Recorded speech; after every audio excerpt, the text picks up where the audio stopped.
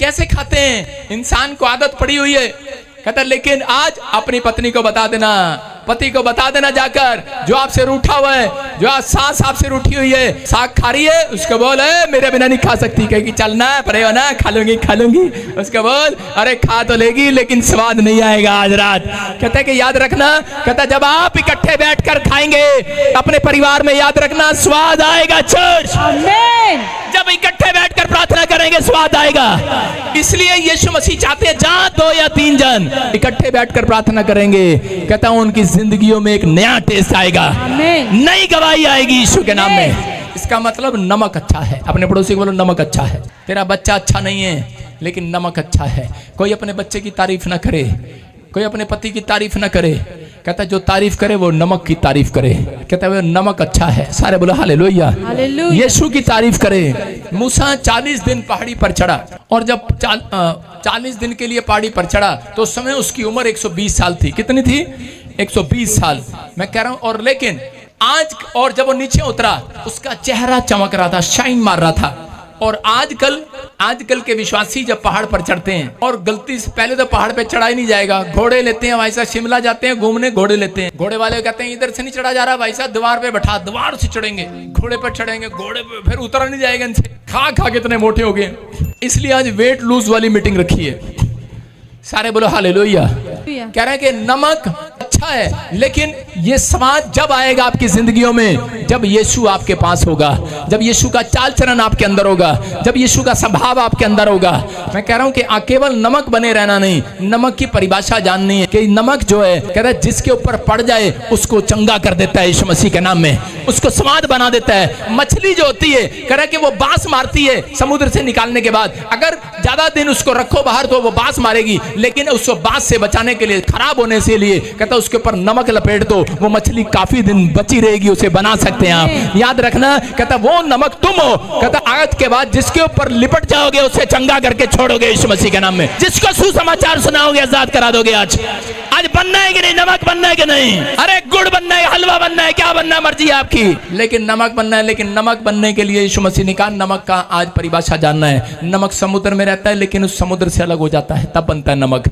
आज सांसारिकता से अलग हो जाओ तब यीशु मसीह के चेले चेलियां खिलाओगे, तब यीशु के बेटे बेटियां खवाओगे। परमेश्वर का आत्मा कह रहा है। लेकिन मूसा पहाड़ी पर चढ़ा और उसके ऊपर कहता वो यीशु का नमक था, वो परमेश्वर का नमक है। पहाड़ी पर चढ़ा और उसी समय 120 साल की उम्र में भी वो हट्टा कट्टा था और जब नीचे उतरा उसका फेस चमक रहा था। लेकिन आजकल के जवान अगर पहाड़ी पर चढ़ा दें और गलती से इन लड़कों को 40 उपवास करा दें, इनका मुंह ऐसे हो जाएगा चूसा हुआ आम जैसा। मैं कह रहा हूं कि आजकल भाई साहब पूरी बुरी हालत हो जाती है, एक उपवास में, 2 उपवास में। सदा अनुग्रह सहित और सलोना हो कि तुम्हें हर मनुष्य को उचित रीति से उत्तर देना आ जाए। कौन कौन कहता है कि मैं मसीह में हूँ? हाथ उठा के बताओ। जो मुंह पे कपड़ा भी रखे हैं वो भी बताओ। कह रहे कि कौन कौन मसीह में है? मसीह में हो? आपको सही उत्तर देना आ गया कि नहीं? कहता है यहाँ पर परमेश्वर का जन बोलता है, कह रहे कि तुम्हें मसीह में आने का मतलब ये है कि तुम्हें बोलना आ जाए, बैठना आ जाए, उचित रीति से उत्तर देना आ जाए, मीठा बोलना आ जाए, लोगों से कड़वा होकर बात ना करें। लेकिन लोग कहता है कि दूसरों को खुश करने में लगे हुए आजकल, दूसरों को खुश करने में। कहता है मसीहत वो है, कहता है कि जब आप कह रहे आपको बोलना आ जाए, आपको बातचीत करना आ जाए, आपका स्वभाव बदल जाए। फिलिपियों 2:5 में लिखा जैसा मेरा स्वभाव है वैसा तुम्हारा स्वभाव हो जाए। फिलिपियों 2:5 में लिखा, कह रहा जैसा मेरा स्वभाव है, बोलो जैसा यीशु का स्वभाव है वैसे मेरा हो जाए, वैसे मेरा हो जाए। लिखा वहां पर जैसा यीशु का स्वभाव था वैसा तुम्हारा हो जाए लिखा। लेकिन आजकल का स्वभाव क्या है? लोग लोगों को खुश करने में लगे हुए हैं।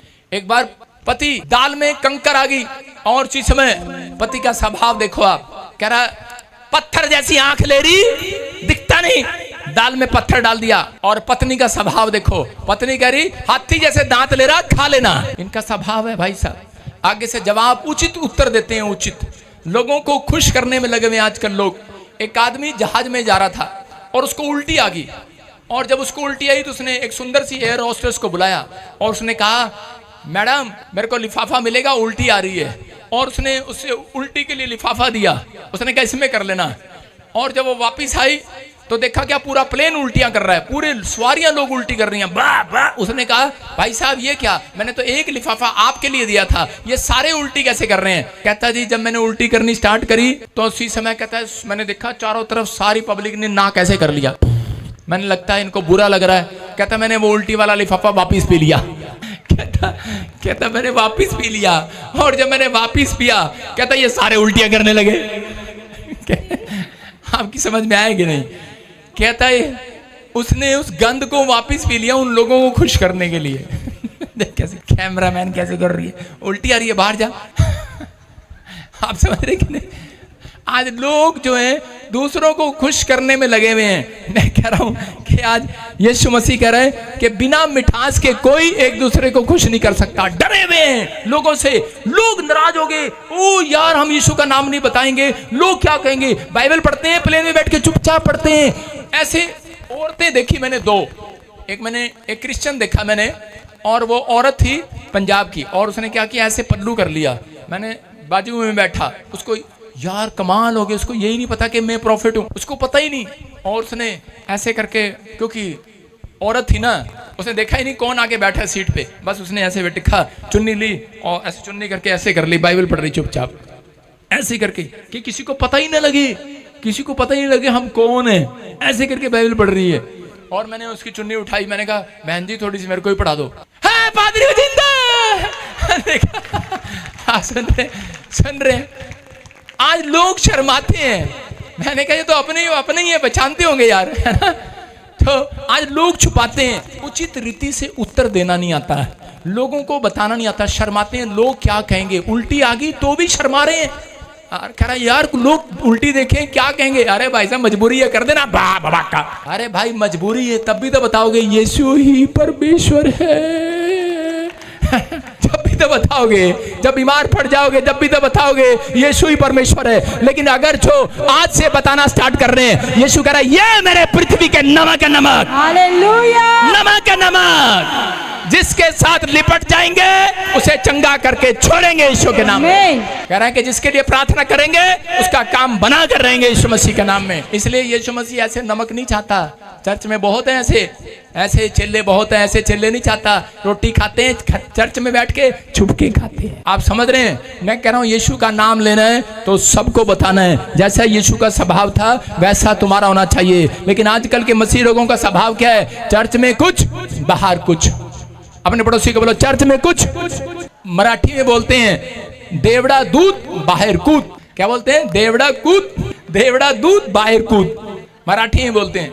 इसका मतलब है, कह रहा इसका मतलब हर व्यक्ति का स्वभाव जो है वो चर्च में कुछ है, बाहर जाकर कुछ है। अपने पड़ोसी को बोलो गन्ने जैसा स्वभाव हो जाए। आपने गन्ना देखा है कभी, रेडी पर गन्ना देखा आपने, पिस्ते में जब गर्मी में जब आप गन्ना पीते हैं उसी समय गन्ने को कितनी बार पीसते हैं, उसमें 1 बार 2 बार 3 बार, और आप कहते रहते हैं बस कर यार, जूस दे दे यार, क्या इसका सांस काटेगा बुरा, दे दे यार। वो देखो गन्ना निकाल ली जा रहा, और बिल्कुल अंदर ही ठुसी जा रहा उस गन्ने को।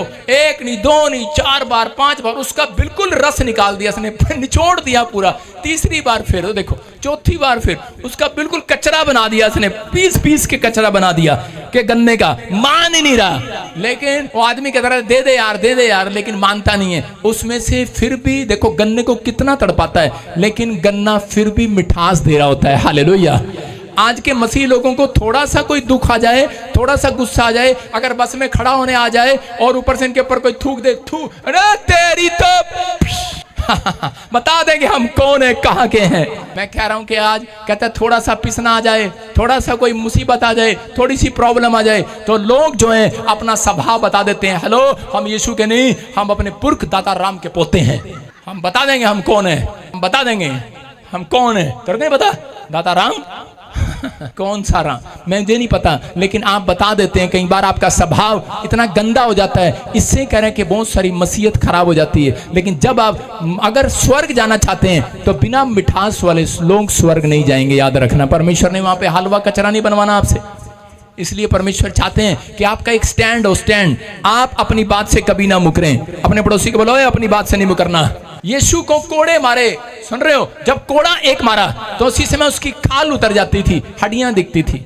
100, मैं कह रहा हूं 150 क्विंटल का, 150 किलो का, कह रहा वो उसके सिर पर रख दिया, स्लीव उसके कंधे पर रख दिया, कितना उसने सहा, लेकिन उसके मुंह से क्या निकला? उसने कहा परमेश्वर इन्हें क्षमा कर। इसलिए वो चाहता है, कहता आपके अंदर एक स्वभाव हो, आपके अंदर एक ऐसा स्वभाव हो, अगर कोई काट रहा है आप उसको काटो नहीं, आप उसे मिठास से बात करो। एक आदमी था, वो बिच्छू पानी में डूबता देख रहा था, उसने फटाफट गया और डंडी से निकालने लगा। जब डंडी से निकाला उसे वो बिच्छू, और करता करता करता फिर गिर गया पानी में। फिर उसने उठाया, एक बुड्ढा देखकर उसको परेशान हो रहा, कह रहा 7 बार इसने बिच्छू को निकाला लेकिन कह रहा इसे पकड़ा नहीं जा रहा। बुड्ढा बैठा बैठा देख रहा है, और उसी समय बिच्छू ने उसे 7 बार काटने की कोशिश किया, उसके हाथ से छूट गया और वो नीचे गिर गया। फिर काटने की कोशिश किया और फिर गिर गया। फिर उसने उठाकर उसे फिर निकाला, बाहर निकाल के रख दिया। एक बुड्ढा आया उसके पास और आकर कहने लगा, कहता है तेरे को पता नहीं है मौत से खेल रहा है तू, अगर ये तेरे को काट लेता। कहता है इसका स्वभाव है, कहता है फिर भी मैं इसको बचाता। कहता है इसका स्वभाव है काटना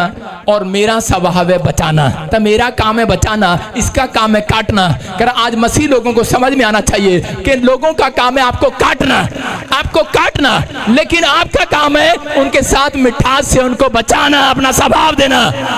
इसलिए पौलुस कह रहा है इनको उचित रीति से उत्तर देना आना चाहिए।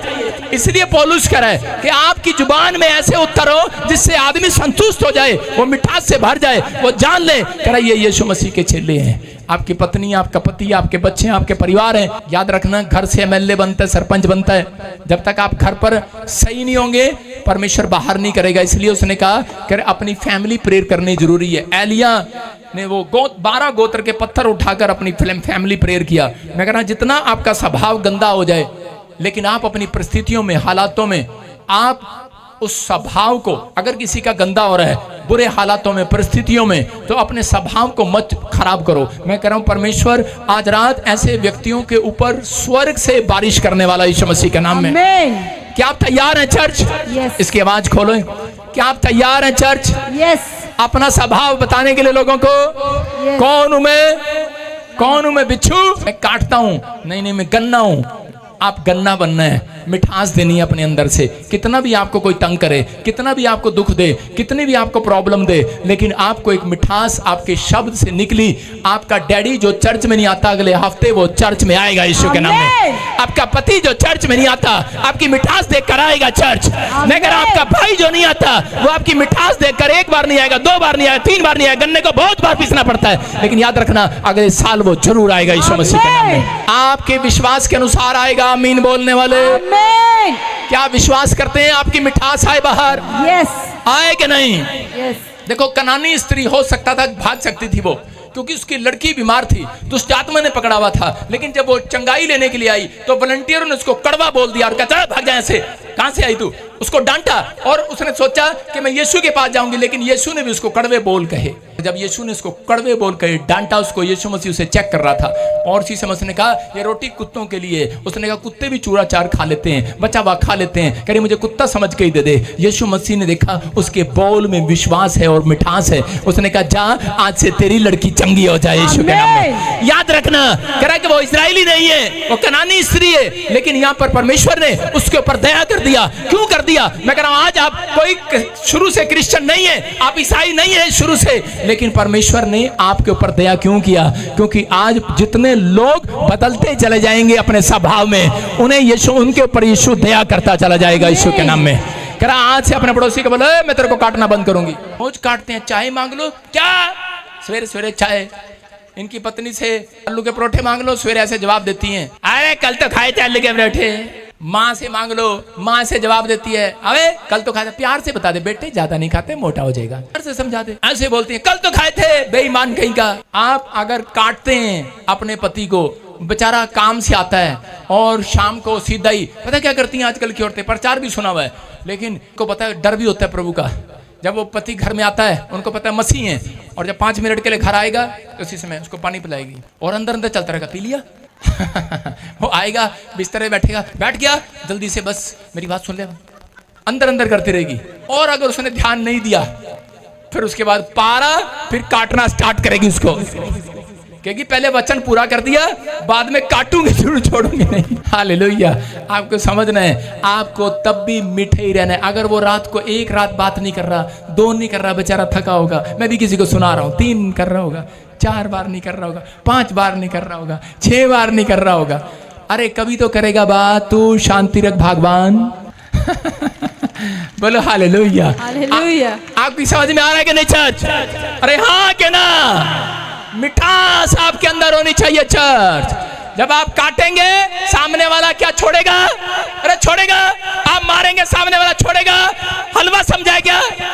समझ रहे हैं कि नहीं? तो आपको अपना स्वभाव नहीं देना, आपको बताना ये काटता है, ये हलवा देता है, ये मारता है, कांग्रेस का निशान छापता है, भाई कैसा भी है, लेकिन हम अपना स्वभाव नहीं बदलेंगे। हालेलुया। हम अपनी बात पर अड़े रहेंगे, हम यीशु के नमक हैं, हम खड़े रहेंगे, हम काटेंगे नहीं, हम मिठास से बोलेंगे यीशु के नाम में। आमीन। अगर आप मिठास से बोल रहे हैं चर्च, आज ही आपकी फैमिलियों में बेदारी आएगी, आज ही आपकी फैमिलियों में प्रेम आएगा, शांति आएगी, आमीन। आपके बच्चे आपके साथ चर्च आएंगे। चर्च, आमीन। गलती माँ बाप की भी है, और जिनके माँ बाप चर्च नहीं आते हैं उन बच्चों की भी है, वो काटते हैं इसी में जाने के बाद। इसलिए पवित्र आत्मा ने मुझे कहा, कहता इनको बता ये काटना छोड़ें। नाटक करते हैं, मैंने कहा 6 दिन ठीक रहते हैं, 7वें दिन ठीक रहते हैं, 6 दिन खराब रहते हैं, काटते हैं घर जाकर। आपको काटना नहीं है। अगर आपको काटना है, तोरी बहुत है, भिंडी बहुत है, घर में घिया बहुत है, औरतें उस पर गुस्सा निकालो जाकर। आज हो सकता है आप गवर्नमेंट जॉब आपके पास हो सकता है, आपके पास गवर्नमेंट जॉब ना हो, विदेश जाने का वीजा ना हो, लेकिन पवित्र आत्मा कह रहे जितने मिठास से बोल रहे हैं आज रात के बाद उनके बड़े बड़े काम बनने वाले हैं। आमीन। बस आपको स्वभाव नहीं खोना अपना, याद रखना। अपने पड़ोसी का बोला स्वभाव नहीं खोना अपना। दूसरा कुरिन्थियों 4:6 को पढ़ेंगे, देखो क्या लिखा। सारे बोलो हालेलुया, जल्दी से पढ़ो। हाँ, इसलिए कि परमेश्वर ही है जिसने कहा अंधकार में से ज्योति चमके। दूसरा कुलुसियों 4:6, तुम्हारा वचन सदा क्या लिखा? अनुग्रह रहित और सलोना हो, कह रहे और तुम्हें हर मनुष्य को उचित रीति से उत्तर देना आ जाए। तुम्हारे मुंह के शब्द जो हैं वो धीमे होने चाहिए, मीठे होने चाहिए, धीरज से बोलना चाहिए। कहता आपके मुंह के शब्द में अगर उतावलापन होगा तो उसी समय आप गलत बोल सकते हैं, लेकिन परमेश्वर चाहते हैं कहता कि आप सही रीति से बातचीत करें। कहता अगर आपका स्वभाव अच्छा नहीं है, आपके कारण कहता कि बहुत सारे गृहस्थियां, बहुत सारे पति पत्नी के तलाक हो रहे हैं, बहुत सारे जगह जगह पर लोगों के तलाक हो गए, घर घर छूट गए, उनके घर में शांति नहीं है। आज बहुत सारे लोगों के अंदर परिवार में आज टेंशनें क्यों हैं? आज उनके घर में दिक्कतें परेशानी क्यों हैं? क्योंकि उनके मुंह का बोल सही नहीं है। वो इसलिए उनका तलाक होने वाला है, इसलिए उनके घर में बच्चे उनको छोड़कर चले गए हैं, कोई रिश्तेदार उनसे बात नहीं करता क्योंकि वो काटते हैं। याद रखना, आपको काटना बंद करना है। अगर आप काटना बंद करेंगे परमेश्वर काम करेगा। एक और 2 पति पत्नी थे, जब उनकी शादी हुआ और शादी होने के बाद, सुन रहे हैं इस गवाही को, इस गवाही को सुनने के बाद आपकी आंखें खुल जाएंगी। 2 पति पत्नी थे और उनकी जब शादी हुआ, शादी होने के बाद उन दोनों पति पत्नी में आपस में लड़ाई होगी, एक दूसरे को काटते थे। वो उनकी बेटी पैदा हुई और उसके बाद वो थोड़े सालों के बाद 14 साल के बाद वो लड़ने झगड़ने लगे और उन्होंने कहा कहते हम दोनों अलग हो जाएंगे, और वो दोनों अलग हो गए। लड़की ने कहा कि माँ ने कहा ये लड़की मेरे पास रहेगी, और उसने रख ली। और जब वो लड़की अपने पास रख ली और उसके बाद वो लड़की रखने के बाद थोड़े टाइम बाद उसकी माँ को किसी से प्यार हो गया और उसकी माँ ने दूसरी शादी कर ली। और उसके बाद जैसे शादी किया उसने कहा मैं इस लड़की को नहीं रख सकता, तू या तो चली जा या मेरे साथ रह ले। उसने कहा जा अपने पहले वाले पति को दे दे। उसने पहले वाले को फोन किया, उसने कहा मैंने भी शादी कर ली। उसने कहा अब तो मेरे पास 2 बच्चे हैं, मैं इसका क्या करूंगा। उसने कहा चलो अच्छा इसको अनाथ आश्रम छोड़ देते हैं। उन दोनों ने मिलकर उस बच्ची को अनाथ आश्रम में छोड़ दिया और उसको, उस बेचारी को जब अनाथ आश्रम में छोड़ा, थोड़े दिन वो दूसरे बाप के साथ रही थी उससे पहले, और जब उसको अनाथ आश्रम में छोड़ा उसके बाद अनाथ आश्रम से फोन आ गया, कहते अपनी बेटी ले जाओ। वो बोली मैं नहीं लेने जाऊंगी। बाप को तरस आया और बाप चला गया। बाप ने जाकर एक सच्ची घटना है, और जब उस लड़की के बारे में पूछा तो वो अनाथ आश्रम ने कहा, डॉक्टर से पूछा उसको, जब वो घर ले आया तो उसको थोड़े दिन उल्टियां लगी, और जब उसको उल्टी लग रही थी तो वो दवाई दे रहा था, लेकिन उसके बाद भी आराम नहीं आया। डॉक्टर को अच्छे से दिखाया, डॉक्टर ने उससे पूछा, कहता बेटे तेरे साथ क्या हुआ। उसने कहा कुछ नहीं। उसने कुछ नहीं बताया। फिर उसने उसके बाप को बुलाया, उसने कहा तेरी लड़की प्रेग्नेंट है, 14 साल की लड़की प्रेग्नेंट है। और उसी समय वो आदमी रोने लगा और कहने लगा, कहता मेरे लड़ाई झगड़े का फल, मेरे स्वभाव का फल ये मिला। और उसी समय उसने पूछा कौन है। डॉक्टर ने, उसने कहा इसके पेट में जो बच्चा है, कहते मेरा बाप ही इसका बाप है। आप समझ में आया? वो जो दूसरा बाप था वो कसाई था और उसने उसको छोड़ दिया। मैं क्या कह रहा हूं कि आज बहुत सारे लोगों के घर बर्बाद हो गए हैं, रिश्ते खराब हो गए हैं, सिर्फ किस कारण से कि एक बोल से, मुंह के शब्दों से। इसलिए पौलुस कहता है कि आपको उचित रीति से उत्तर देना है, आपके मुंह के शब्दों में मिठास हो, धीरज हो। एक बार में कहने से आसान नहीं होता सब कुछ। आप तो कह रहे हैं कि मैं छोड़ दूंगा इस पति को, मैं छोड़ दूंगी इस पत्नी को, लेकिन आपके बच्चों का क्या होगा, आपके परिवार का क्या होगा, आपके घर में जो हो गया। आज कहता है कि मैं आपको बता रहा हूं, मेरा डैडी 32 साल तक शराब पीकर मेरी माँ को मारता रहा। और जब हम बड़े हुए अपनी माँ से पूछते थे, कह रहे माँ, हम पूछते थे कि तू इससे अलग क्यों नहीं होगी, तू चली क्यों नहीं गई, मार क्यों खाती रही? कहती बेटे मैं 32 साल तक तुम्हारा फ्यूचर बनाने के लिए कौन तुम्हारा ध्यान रखेगा, मैं इसके पास ही रही। और आज कहते उसके विश्वास करना, उसका धीरज रखना, आज उसके बच्चे नंबर 1 है और उसका पति भी विश्वास में आ गया यीशु मसीह के नाम में। मैं कह रहा हूं कि अगर आपके अंदर सहन शक्ति नहीं है, अगर आपके अंदर कहता सहन शक्ति नहीं है, आपके बच्चों का कैरियर नहीं बनने वाला। आपको, अगर आप पत्नी है, अगर आप पति हैं, आप अपने बच्चों का कैरियर बनाएं, आप शांत रहें, आपके मुंह में शब्दों में मिठास हो। परमेश्वर नहीं चाहते कि किसी के घर में कलेश हो, किसी का तलाक हो, किसी के घर में दुख आए, किसी को प्रॉब्लम आए, किसी के घर में लड़ाई झगड़ा हो। इसलिए पवित्र आत्मा चाहते हैं आपके घर में आज से शांति के स्वर दूत आए यीशु मसीह के नाम में।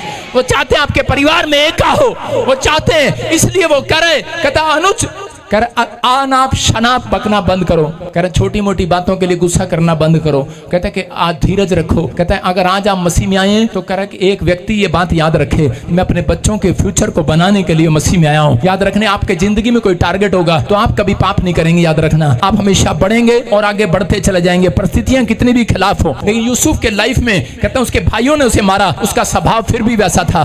पोतीफर ने उसकी कमाई रख लिया, लेकिन फिर भी उसका स्वभाव वैसा था। उसको सैलरी नहीं दिया, लेकिन उसका स्वभाव वैसा था। उसके बाद उसकी रानी, मैं कह रहा कि मैं उस महल में राजा की रानी उसके साथ गंदी गंदी बातें करती, लेकिन फिर भी उसका स्वभाव वैसा ही था। उसको जेल में डाल दिया गया, कोई सजा, कोई गलती उसकी नहीं थी, लेकिन फिर भी उसका स्वभाव वैसा ही था। लेकिन आजकल के लोग कहते हैं कि जब उनकी गलती नहीं होती तो वो काटने लगते हैं, काटने लगते हैं। अरे हम चुप क्यों रहे, चाहे हम पादरी हो चाहे कोई हो, हमने क्या गुनाह किया है, ये हमारे बारे में बकवास कर रहा है, हम भी बोलेंगे, बैठ जाते हैं फेसबुक पर, यूट्यूब पर बोलने। मैं कह रहा हूं कि लेकिन मसीहत ये कहता है कि आपको अपने अंदर कहता है कि बर्दाश्त करना है। करेला जो होता है उसको जितना मर्जी कहता कर लो, लेकिन करेले का स्वभाव है वो कड़वा ही रहता है। वो कढ़ाई में जाएगा कड़वा, अचार बनेगा कड़वा, तागे में टंगेगा कड़वा। करेले को जो मर्जी करो कड़वा। कभी देखा आपने करेले के अंदर लड्डू डाल दो, डालते हैं, वो कड़वा ही रहेगा, जितना मर्जी करो कड़वा ही रहेगा। करेले का एक स्वभाव है। अगर आपका एक स्वभाव है, करेला अपनी बात पर स्टैंड लेता है, कहता है मिठास होगा नहीं होगा, कहता है कि लेकिन करेले को परमेश्वर क्यों पसंद करता है, इसलिए करता है, कहता है कि अच्छा है करेला, कहता है कि अपनी बात पर स्टैंड तो लेता है।